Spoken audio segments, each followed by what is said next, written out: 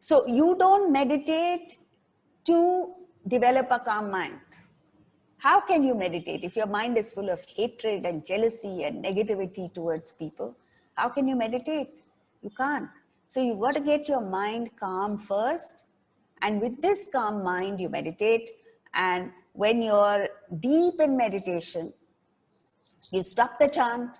When you stop the chant, the thought flow goes away. When the thought flow is not there, the mind, which is nothing but a flow of thoughts, goes away, is extinct. The intellect, which so far has been discriminating between sound, the mantra, and silence, now is stuck in the silence. It has no two things to discriminate between. So the intellect goes. When the mind and intellect go, what remains is Atman, the spirit. You become God. You reach that state of realization, which is described so beautifully in chapter 2, verse 70, in which he says, as the ocean which filled from all sides with waters entering it remained still, so one in whom all objects of desire enter obtains peace, not the desirer of desires. So here is an emphatic declaration that it is not a person who desires things obtains peace, but one who gains freedom from all desires obtains peace. And then all objects of desire come to him.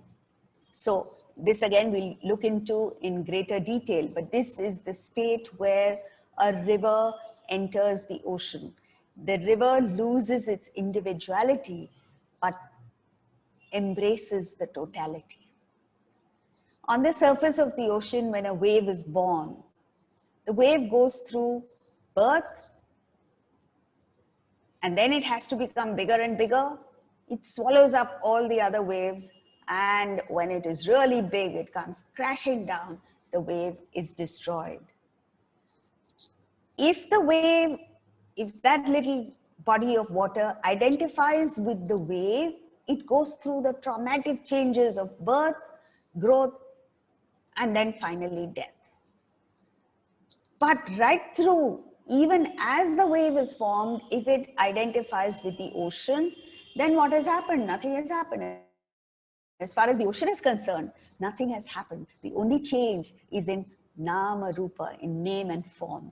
Similarly with us, when an individual is born, it goes through birth, growth, disease, decay, and death. If you identify with the body, with the mind, with the intellect, you go through the traumatic changes, which all of us are going through. But at any point, shift your identification to Atman, then what's happened? Nothing is happening. Nothing is happening. All of the change, the froth and foam and the disturbances are on the surface, like on the surface of the ocean. Deep down, there is quiet, serenity, a calm. And it's the same thing with us. On the surface of our personality is all the noise and stress and strain of life. All you have to do is dig deep into your personality and you find that peace. That is what he's talking about. The individual becomes the totality.